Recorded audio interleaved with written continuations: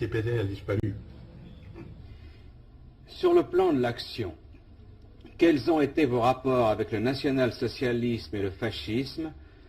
Est-ce qu'à cet égard, il faut se reporter à votre livre « Le fascisme et ses critiques du point de vue de la droite », suivi des remarques sur le Troisième Reich? Bon, il faut que je dise d'abord que je n'étais ni fasciste, ni national-socialiste, ni membre d'aucun parti, comme je n'ai pas donné ma voix à aucune élection. Pour ce qui est de ce mouvement, il y a deux côtés à considérer. L'un négatif, c'est-à-dire leur négation. Et je ne pouvais pas être d'accord avec le mouvement qui s'est déclaré contre toute démocratie et tout marxisme. Alors, je pouvais accepter cette position. Pour ce qui concerne les côtés positifs, il y a des côtés valuables, des aspects valuables, des aspects qui ne l'étaient pas. Et ce que je pouvais prouver est la reconstitution de l'autorité de l'État. L'idée de dépasser la lutte des classes avec une formation hiérarchique et corporative, et un certain style militaire et discipliné de la nation, et une certaine tendance anti-bourgeoise. Et tout cela, pour moi, allait bien. Et ce que je n'approuve pas, c'est le côté dictatorial. Chez nous, le mal était à moitié parce que, bien que nominalement, la monarchie existait encore.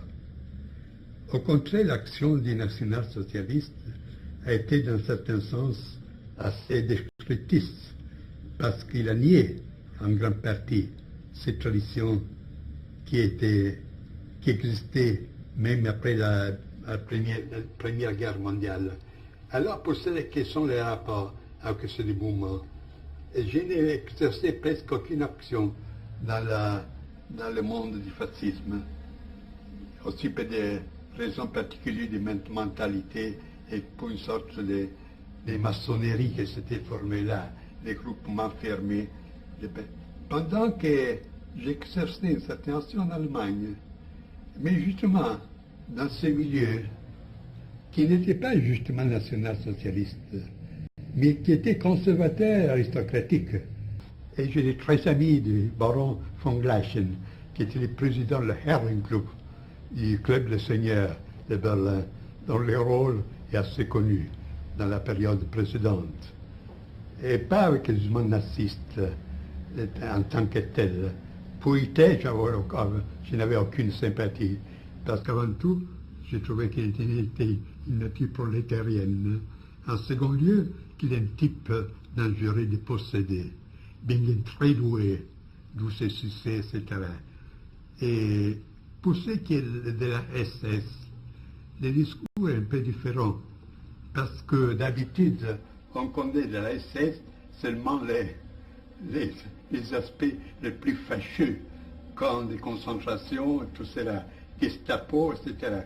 Mais il faut se rappeler que Himmler flirtait avec l'idéal d'un ordre, ce qu'on appelait, il y a aussi un livre français, l'ordre noir.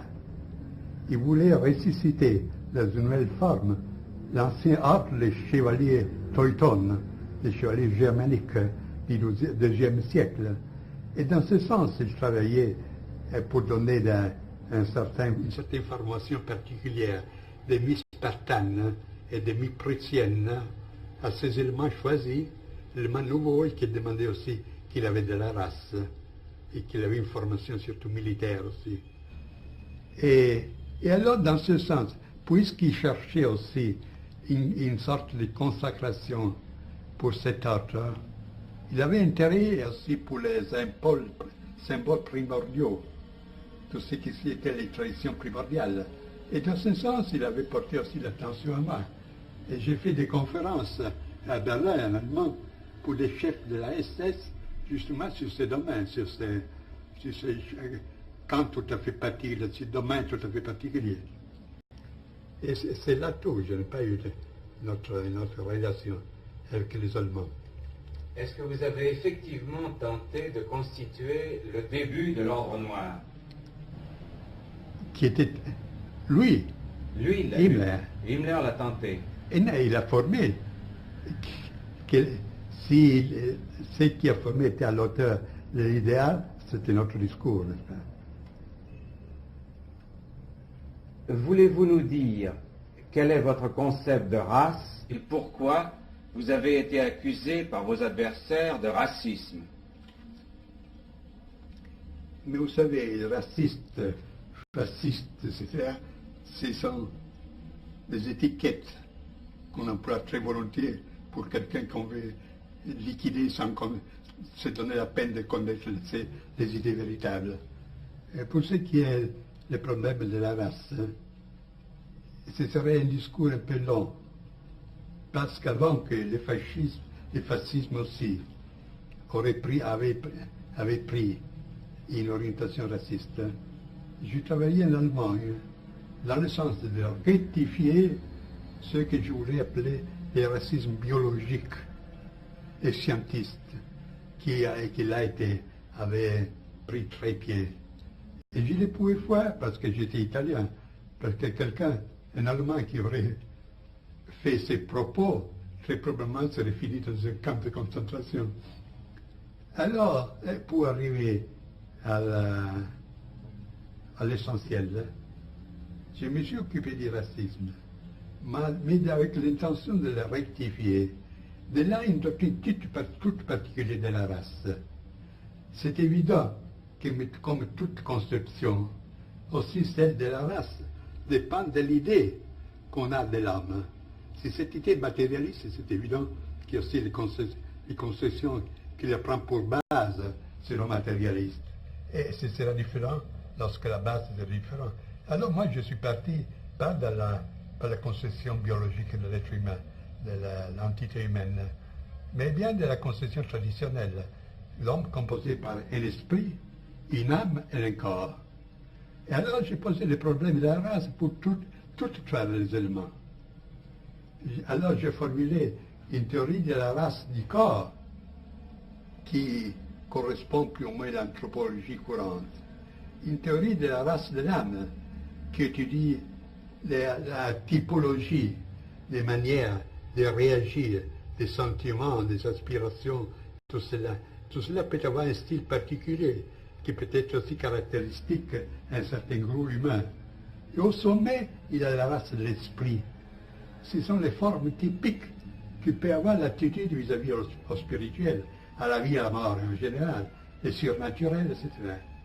Alors, dans cette manière, j'ai présenté un tableau plus complet, plus intégral du problème de la race.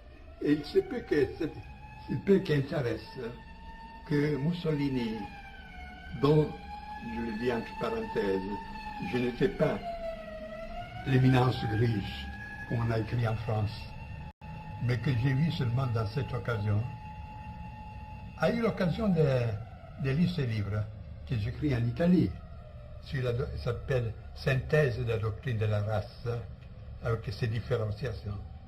Et il était enchanté, au point qu'il voulait en faire la base pour une action particulière dans laquelle l'Italie aurait été le sujet actif vis-à-vis de l'Allemagne, pour la supériorité, les qualités plus complètes de cette thèse. Et c'est là la première occasion que j'ai vu Mussolini, lorsque la guerre avait déjà commencé. Alors tout se racontait, pour moi, éminence grise, Mussolini, etc., ce sont de la fantaisie pure. J'ajoute que le racisme, ce n'est pas un synonyme d'antisémitisme. Les problèmes du judaïsme, pour moi, existent. Mais on ne doit pas confondre les choses. Dans les hommes